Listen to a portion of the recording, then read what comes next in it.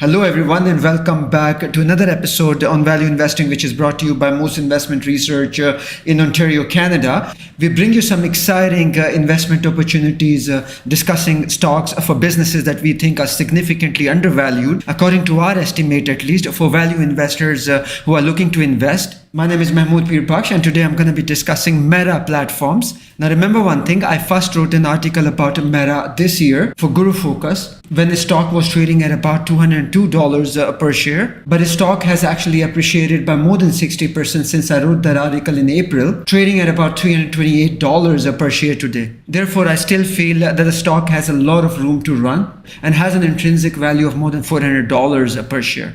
Therefore, I still feel that it has another 20 to 25% upside potential. And I'll tell you why. There are reasons why I'm saying that. But before that, I want to read out a little disclaimer for my viewers though.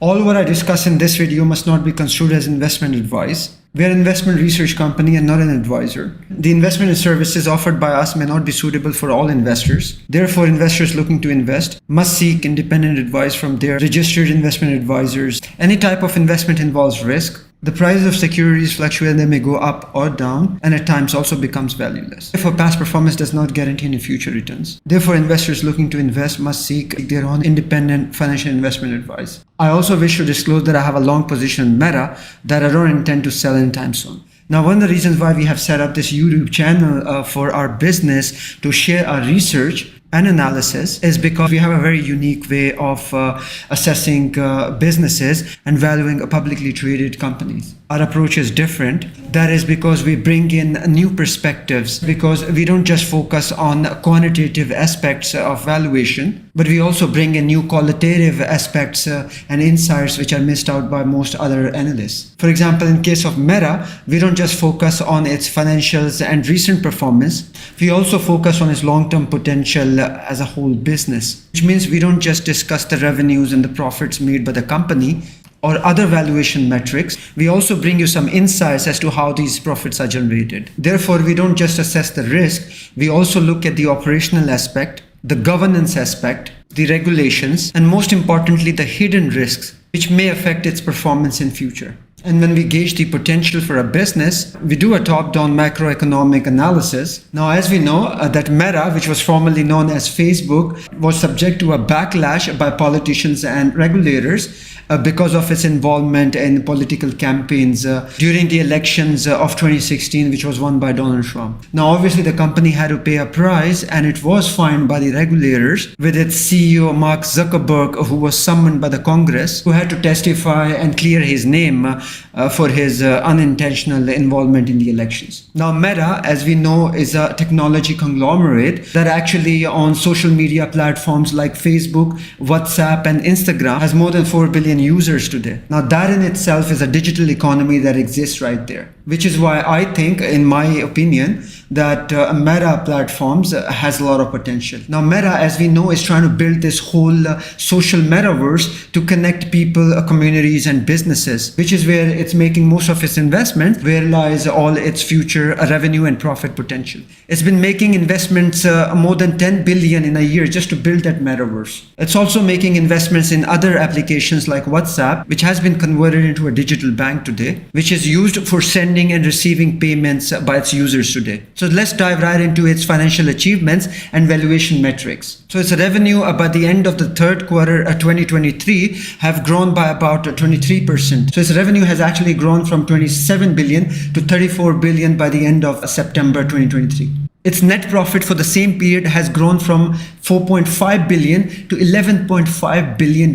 today, thus representing an increase of more than 160%. Therefore, along with that, its EPS, which is earnings per share, has also grown by the same percentage. Now, one of the reasons why Meta has been able to achieve such high profitability is because of cutting down costs and expenses. It's been able to cut down its cost by more than 7% for the same period. Obviously, Meta has been making heavy investments in building these apps and also investing in its data centers, which are quite valuable. By the end of September 2023, Facebook has spent more than $2 billion in its data centers and building these apps, which is WhatsApp, Facebook, and Instagram. It also invests heavily in its virtual reality segment, spending more than $500 million by the end of September this year. It's obviously spending a lot on building artificial intelligence, and it also developed and relaunched its Ray-Ban glasses, which are one of my favorites. I see all these investments paying off in the next couple of years. Now remember one thing, its revenues had actually declined in 2022 as compared to 2021, but I think it's recovered nicely this year so far. And one of the main reasons for this performance, as I mentioned earlier, is containing its costs, keeping them at $20 billion, which is why its net profits have actually reached $7.7 billion, which represents an increase of more than 16% year over year. Now remember one thing, Meta is a monopoly because it doesn't have any competitors, which is what actually threatens the regulators, which is why it has very high margins. Although in 2023, the net profit margin is at around 23%, that is because the margins have normalized and because of its ad revenues which have declined, but Meta has actually seen profit margins of more than 100% in its heydays. Now we're going to be looking at other restructuring costs because of share buybacks in a while. But before that, first let's look at some of its valuation metrics. Now remember one thing, Meta's gross profit margin has been well over 80% over the last 10 years, which is why I say that it's a monopoly. When we look at its balance sheet, it's sitting at more than $60 billion of cash and cash equivalents. That is because it cut down on its expenses drastically. The $10 billion that it used to spend on building its Metaverse has been actually slowed down now. It's also cut down its workforce by 10 to 13%. Now, although I don't like that personally, but that's how most big corporations function. Because I personally feel that corporations need to be right-sized always. And when times are bad, which means deteriorating economic conditions, they should not let go of their good employees. That's the reason they have to be very careful in their hiring process. Because cutting costs by laying off employees doesn't really help much. That is because it's non-sustainable. That is because most big corporations actually rehire after making their good employees redundant. This is when the situation improves and when the economy recovers and gets better. Therefore, in my opinion, that's not a good strategy to adopt,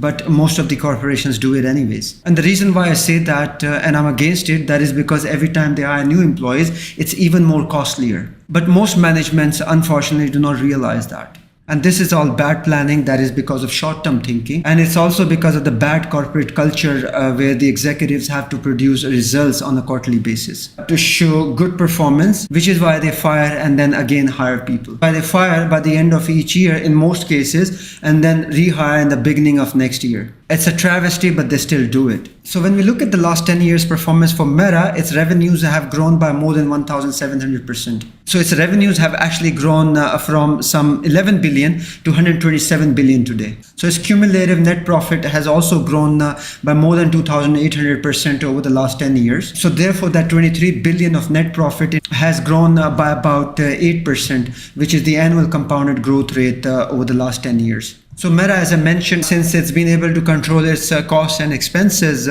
has had a capital expenditure of just about $28 billion, which is less by 9% compared to last year. Now, the most important thing for any investor or an analyst is its free cash flow. Its free cash flows have been growing by more than 100% every 3 years. Which is why I think whoever invests in this company is going to double his investment in every 5 years, if not in 3 years. Now, this by far is one of the best growth rates that we have seen for any company only after Alphabet or Google. Now, Google is sitting at more than 70 billion of free cash flow today, which has grown by more than 30% CAGR over the last 3 to 5 years. Nevertheless, the free cash flow growth for Meta is not bad either, which has grown by more than 56% year on year. And when we look at its growth, its performance for the last 5 years, and by more than 200% over the last 5 to 7 years. Which is why I think there's a lot of upside potential for Meta, which is next to Google. Although they steal the user data and are in breach of privacy laws in the same manner. They're not competitors though, mind you. That is because they have different products. But having said that, that doesn't mean no large corporation is ever in breach of any regulations. Which is why we have seen why the top executives of these companies have been summoned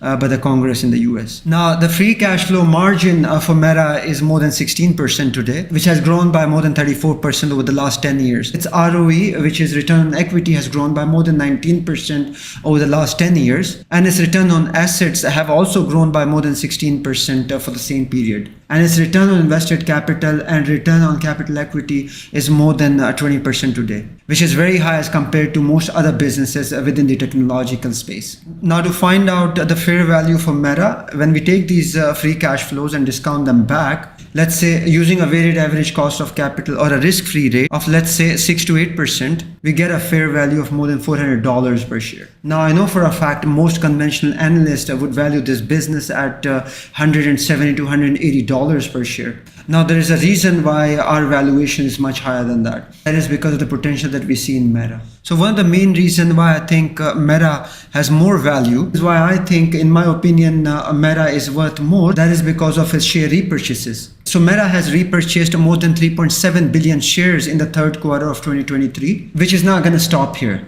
It has an authorization from its board to reinvest and buy back another $37.22 billion worth of shares, which is what will increase the value of its share in the next couple of years, with a possibility of a double. Now, as I said, those were the quantitative aspects of Meta. Now, let's move on to the qualitative aspects of the company. Now, remember one thing, that when Facebook started buying back its shares in 2018-2019, its price had actually dropped close to $100. But yes, so the investors had actually started dumping the stock. That is because they thought Mark Zuckerberg was not justified in buying back its share at an average price of $350, which is when the price actually dropped to some $100 within a span of 1 to 2 years. So they kind of punished the company, which obviously provided a great opportunity to a lot of value investors to get in at those levels. Yet no one actually invested in this company. Now, I still remember some big investors like Li Lu, in fact, dumping shares of Meta, which is when Facebook was going through a lot of scrutiny. And there were also investigations with the regulators also slapping the company with mail. And there were a lot of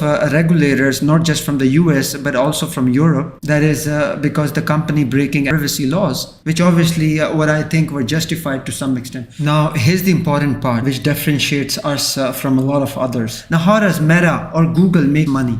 Now, Meta or Google make their money from selling ads. Now, don't be mistaken, Meta does not sell its own ads through its social media platforms such as Facebook or other applications such as WhatsApp. As I said, Facebook has a lot of data centers. So what it does in these data centers is actually it mines the data. So where does it get its data from? It gets it from Facebook, which is somewhat similar to what Google does. So every time you go on Google search, looking for a location, searching for shopping centers, or any other information, your data gets stored. Similarly, when you're on Facebook, you interact with people, you look for information, you visit other websites through that, looking for products or any other information. So your location gets stored, and all the other activities that you're interested in, the activities that are happening around that location that you're looking for, or any activity that you are engaged in, and the conversation that you have with your family using Facebook, or the communities you're interacting with, which reflects your interests, the topics you're interested in, your buying patterns, the products that you like. So your entire activity or anything else that you are engaged in with your family, friends, or community are all captured by the system. Now, this obviously shows the patterns, which is why it's called the behavioral data. Now, this data is used as a raw material by Meta or Google, which is then mined and refined in the data centers. Now, Meta, similar to Google, deploys a specialized computational system, which is called machine learning or the artificial intelligence, which produce algorithms. Obviously, this machine intelligence or the artificial intelligence actually helps in understanding your behavioral patterns. It helps in predicting your actions, which is also called predictive analytics, or in other words, the artificial intelligence as we know it. So therefore, that whole operation actually converts that raw material, which is all the information about you, which could be your location, your name, the details of your family members, the communities you're part of, you interact with, or the places you go, for example, to do your groceries, the stuff that you buy online or through stores, or any other medical related interactions with your hospital, with your pharmacy, for example, for your medicine. All this information about you is then actually used to create algorithmic products. Now, no one has access to these data data centers. That is because it steals the data, because it's secured like a moat, and all this is done by the machines, and no regulator understands this. That is because the techniques or the operation itself is very unique and something new, which only Facebook knows, and because this is a breach of privacy, and because Meta or Facebook does not have your consent to use your information, which is why it's done in a very secure and covert manner away from its users. So what they do is they create a profile and package this information and then sell it to advertisers in an auction, which is what makes Meta or Google unique in their own way, which is why I call them a monopoly. That is because it's so hard to replicate this model that they have built, which is what gives them an edge over any other company. That's why I say they have no competition. Now you may argue that there is no morality or ethics here, but unfortunately this is how some of the largest corporations do their business. The kind of stuff they do might be unethical but legal. So therefore it's also the fault of the user that provides the product. So the more you're hooked to Facebook, Instagram or WhatsApp, you provide that information to Meta. Now this is similar to Google, but Google goes one step further. It does not just capture what you provide, it also goes and steals any information that's there on the web. For example, you have your health records. Now obviously with most of the businesses going online, with everything being digitized, for example the digitization by the banks, you have all your records that are available online. So Google goes and steals this data or the information or any document that's available on the web and creates a profile, which is then mined and refined, as I said, for a high success rate, a high hit rate by the advertisers, and auctioned away to these advertisers. So the advertisers, which are other businesses, they pay millions and billions of dollars in an auction to buy that information about you. So as Meta and Google improve their artificial intelligence and machine learning, it improves the predictive behavior, which means the information which is being captured by Facebook on its social media platform or on Google, it will translate into more accuracy of information, which is when the advertisers, when they buy that information, or the algorithmic products, because there are a lot of algorithms which are deployed by Meta or Google, which is how it is used for targeted advertising by these advertisers or the businesses who paid billions of dollars to sell you their products. Therefore, the data center at Meta has the capability to capture, store, and analyze and learn from the byproducts, which is how they monetize their social media platforms, be it Facebook, Instagram, or WhatsApp. It also helps them improving their services. That is because all this information, all this behavioral data gets recycled again and again, which helps them improving their user experience on their platforms.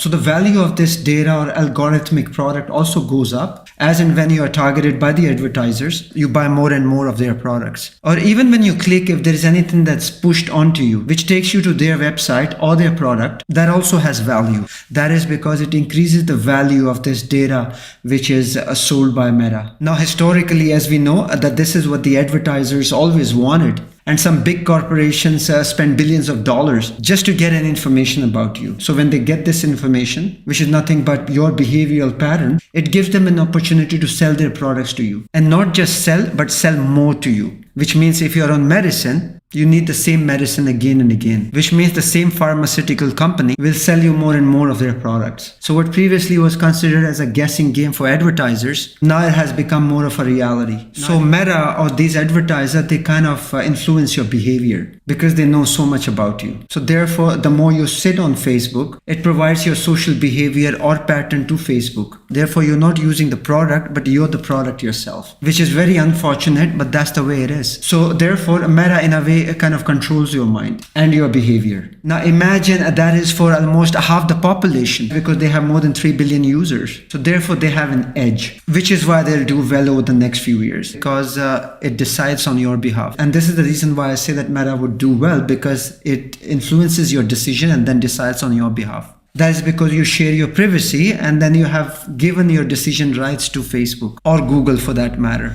Now, as we know, the brain behind all this was Sheryl Sandberg, who was previously with Google, but then in 2008, she was hired by Facebook. She was hired by Mark Zuckerberg himself to work on the social graph provided by Facebook. She improved Facebook by engaging more with the users, which obviously helped the platform to build more algorithms, which is why Facebook has become so successful. She very recently resigned from Facebook though, as we know. But that doesn't mean Facebook, the market intelligence or the AI or the marketplace is going anywhere. Now, as we know, it's not just the Facebook. If you look at WhatsApp or Instagram, are so engaging and addictive. So both of these apps also have around 1.5 billion users, which obviously is more value to Meta. Now, as we know, the digital ad spend or the revenue, there are only two players that actually dominate this space, which is Google and Meta. Now, for more than 200 billion of digital ad spent in the US, more than 60% of that actually goes to Google and Meta. Now, Meta or all its applications obviously have an advantage of a network effect, which means everybody is connected, which is what brings in stickiness in its products. Now, WhatsApp has obviously disrupted the banks. That is because of its app-based payment system. Similarly, a Facebook Watch has also disrupted YouTube and the TV channels. Now, Facebook has almost every product for its users. For example, Workplace, which is similar to LinkedIn. So therefore, there's a lot of stickiness. So this could be used by specific businesses or industries, which is very useful. Therefore, it makes it easier for Facebook to actually target those businesses or industries. Similarly, even for communities, most of the social life actually happens on Facebook today. Be it political campaigns or even religious groups, they all conduct themselves on social media today. Therefore, there's huge potential for Meta to actually capitalize on all these opportunities. So the only risk that Meta faces today is the risk from regulators. That is, whenever it's in breach of privacy laws or regulations. That is why it has paid a huge price over the last few years. It's all because of the reasons that I mentioned before. Now, we know that during the elections of 2016 in the US, when Donald Trump won the elections, Facebook was used for his campaigns. So the Republicans actually heavily invested on Facebook, actually used Facebook as a medium to influence voters. Now, Facebook, as we discussed, uses a lot of algorithms, which is why it has been able to influence a lot of users. Now, obviously, there's a lot of evidence of this, and even Mark Zuckerberg, who was summoned by the Congress, and Facebook was fined heavily for facilitating and failing on every front. Now, this is the power of Facebook, or what I was referring to previously, that it can influence and can predict and even change its users' behavior, which is what we saw during those elections. Now, because Facebook uses algorithms, it has the power to amplify and can influence its users to make anyone more popular. For example, a political leader, which is why it has advantages of connecting people and at the same time disadvantages of dictating and influencing people's minds. So it's technology which is a blessing and a curse at the same time. Now, because AI is a new phenomenon, it's beyond the understanding of a lot of lawmakers and politicians. And it comes to its governance, which is why Mark Zuckerberg or Meta is so powerful, because it kind of governs itself. And there's no regulators' oversight, which is an advantage as well as a disadvantage. An advantage because it can exploit and extract more user information, more data mining, and selling more ads, which could be very profitable for Meta. But a disadvantage at the same time, that is because it exploits and steals users' data and will be